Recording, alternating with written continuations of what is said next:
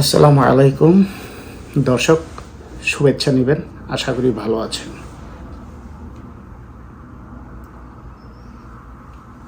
আমি Borhanuddin, Toronto, Canada থেকে। আজকে আমি আপনাদের সামনে কথা বলবো ভণ্ড দরবেশ মাতাল আনিসুল হককে নিয়ে। কিছুক্ষণ আগে একটা ছবি দেখেছিলাম, ওনারা গ্রেপ্তার হয়েছেন, কিন্তু ছবি দুটো দেখে সত্যি আমি আশ্চর্যান্বিত হয়েছি। কারণ ছবিতে যদি রিয়েল হয়ে থাকে তাহলে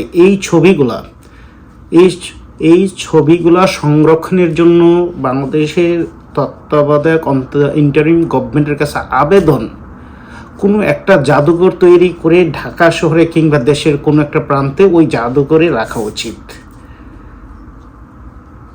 এবং পরবর্তীতে যারা আরও গ্রেপ্তার হবেন, যাদের আমলনামা তাদের হাতে দেওয়া হবে, তাদেরকে ধরা হবে। তাদের এইরকম অবস্থা, সুরত, চেহারা দেখে উনি যাতে এই পরবর্তী প্রজন্ম তাদের নৈতিকতা থেকে কখনো বিচ্যুতি না হয়।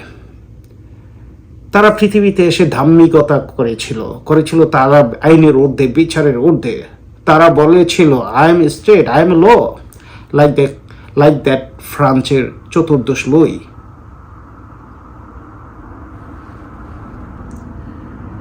তাদের থেকে এই ভণ্ড দরবেশ এবং আনিসুল হক থেকে শুরু হয়েছে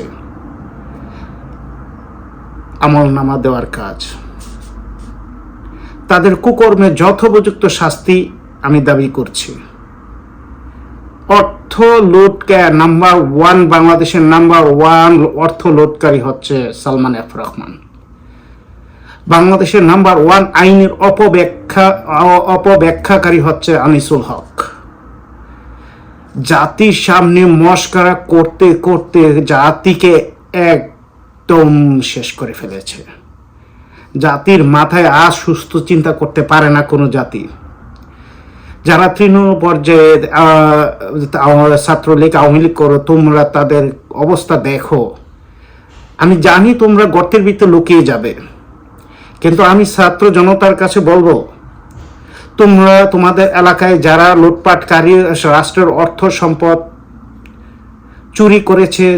চুরি করেছে তারা যদি গর্তে লুকিয়ে পড়ে, তাদের লেজ ধরে বের করে আনো এবং আইনের হাতে সুপর্দ করো।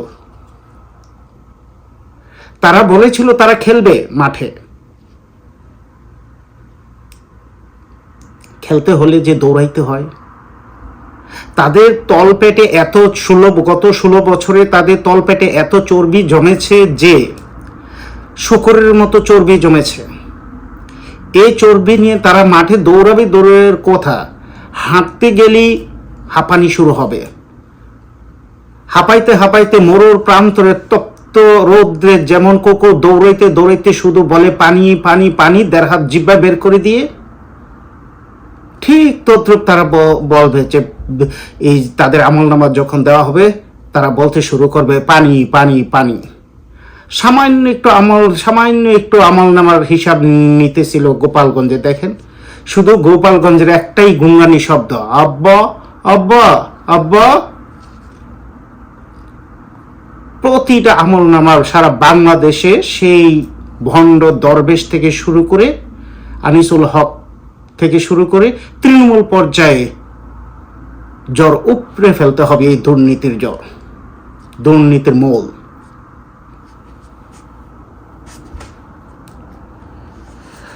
হুমায়ুন আহমেদ বলেছিলেন, ছাত্রলীগ ক্ষমতার অনুকূলে বাঘের মতো গর্জন করে, ক্ষমতা প্রতিকূলে তা শিয়ালের গর্তে লুকিয়ে পড়ে কিংবা বাতাসে মিলিয়ে যায়।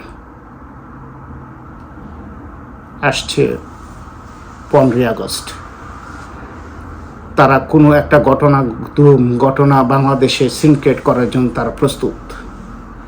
তাদেরকে বলতে চাই, এই 15ই আগস্ট না এলে এই জাতি আজ এই স্বৈরাচার থেকে মুক্ত হতো না। জাতি জানা উচিত, বর্তমান প্রজন্ম জানি না 1975 সালে 25শে জানুয়ারি বাংলাদেশের চতুর্থ সংবিধানের চতুর্থ সংশোধনীর মাধ্যমে বাকশাল গঠন করা হয়েছে। বাকশাল কি? জাস্ট এক দল। বাংলাদেশে কোনো দল থাকবে না, বাংলাদেশে কোনো পত্রিকা থাকবে না, বাংলাদেশে কোনো মত প্রকাশের অধিকার থাকবে না, বাংলাদেশ কিছুই থাকবে না। সেই 15 আগস্ট এবং শেখ মুজিবুর রহমানকে হত্যার মধ্য দিয়ে এই দেশে বাক স্বাধীনতা ফিরে এসেছিল। আবার তার উত্তরাধিকারী সেই ডাইনি শেখ হাসিনা সেটাকে আবার ব্যাহত করে পৃথিবীতে অন্যতম নিষ্ঠুরতম স্বৈরাচারিণী হিসেবে আখ্যায়িত পেয়েছেন। জনগণের ছাত্র জনতার আন্দোলন লেজ গুটিয়ে ক্ষমতা ছেড়ে দিয়ে এক কাপড়ে এই দেশ থেকে ডলার নিয়ে পার্শ্ববর্তী দেশ স্বামীর বাড়িতে চলে গেছেন। বড়ই অভিমান না? 15 আগস্টকে জাতির গণতন্ত্র মুক্ত দিবস ঘোষণা করা হোক। আমি এই দেশের সরকারের কাছে, এই ইন্টারিম গভর্নমেন্টের কাছে আমি আবেদন করছি। এটা জাতির মুক্তির দিবস, গণতন্ত্রের মুক্তির দিবস।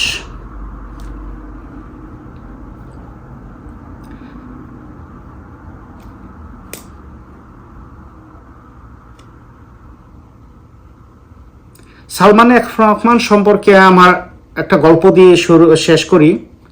সেটা হচ্ছে সালমান এফ রহমান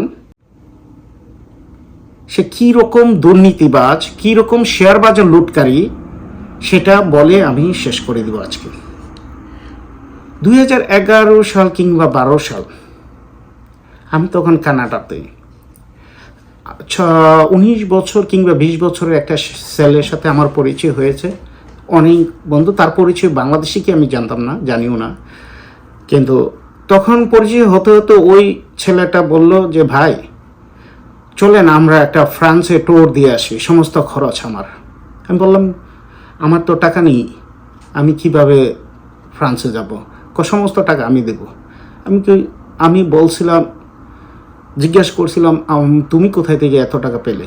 সে বলল যে আমার বাবা আমাকে 35 কোটি টাকা দিয়েছে হাত খরচের জন্য। আমি বললাম এই বয়সে এত টাকা হাত খরচের জন্য টাকা কোথায় পেলে? তোমার বাবা কোথায় পেলে? আসলে আমরা ব্যবসা করেছি। আমি জিজ্ঞাসা করলাম তোমরা ব্যবসা করেছ? কিসের ব্যবসা? এই দেশে না, কানাডাতে নয়, আমরা ব্যবসা করেছি বাংলাদেশে। আমি ব্যবসা তোমরা এখান থেকে বাংলাদেশে কি ব্যবসা করছো? বলতেছে শেয়ার বাজারের ব্যবসা। আমি তো করিনি, আসলে আমাদের চাচাই করেছে। আমি বললাম তোমাদের চাচাই করছে? বাংলাদেশ শেয়ার ব্যবসায় তো সব বাংলাদেশের 55,000 গ্রাহক টাকা উধাও হয়ে গেছে, মার্কেট থেকে 82,000 কোটি টাকা শেষ হয়ে গেছে। সেখানে আমার টাকাও ছিল, আমার টাকাও তো শেষ, কেউ তো লাভ করতে পারেনি এই শেয়ার ব্যবসা করে। তোমরা কিভাবে শেয়ার ব্যবসা করে লাভ করলে? আসলে আমার চাচাই ব্যবসা করছে, আমাদের ফ্যামিলির টোটাল 850 কোটি টাকা লাভ করছে। আমি বললাম 850 কোটি টাকা তোমার বাবা তোমার ফ্যামিলি লাভ করছে? বিভিন্ন দেশ আমাদের আত্মীয় স্বজনরা এরকম হিসাব দিল, প্রায় 10,000 কোটি টাকা লাভ করেছে তারা। আমি বললাম কে তোমার চাচা? সে বলল আমার চাচা হচ্ছে সালমান এফ রহমান। আমি বললাম তুমি আগে বলবে না? উনি তো দরবেশ বাবা, উনি তো সমস্ত লুটকারী, শেয়ার বাজার লুট করেছে উনি। উনি টাকাটা এনে তাদের বিভিন্ন আত্মীয় স্বজনের মাধ্যমে আমেরিকা, কানাডা, অস্ট্রেলিয়া, ইউরোপের বিভিন্ন আত্মীয় স্বজনের নামে টাকা পাচার করে ফেলছেন। এই সে বন্ড দরবেশ। আজ আমি আমার টাকা ফেরত চাই। আমি এই সরকারের কাছে আবেদন করছি, আমার শেয়ার ব্যবসায় যত টাকা লস হয়েছে, যত টাকা উধাও হয়েছে, আমার সমস্ত টাকা ফেরত দিন। বাংলাদেশের সমস্ত শেয়ার ব্যবসায়ী যাদের টাকা উধাও হয়ে গিয়েছিল সেই 2011 সালের দিকে শেয়ার বাজার কেলেঙ্কারি, তারা আজকে দাবি করুন, আবেদন করুন গভর্নমেন্টের কাছে আপনাদের টাকা ফিরিয়ে দিতে। এই বলে আমি আমার আবেদন রাখছি, আমি আমার টাকা ফেরত চাই। সালমান এফ রহমান, আপনি আমার টাকা ফেরত দিবেন। আমার অনেক কষ্টের টাকা। ভালো থাকেন, থ্যাংক ইউ।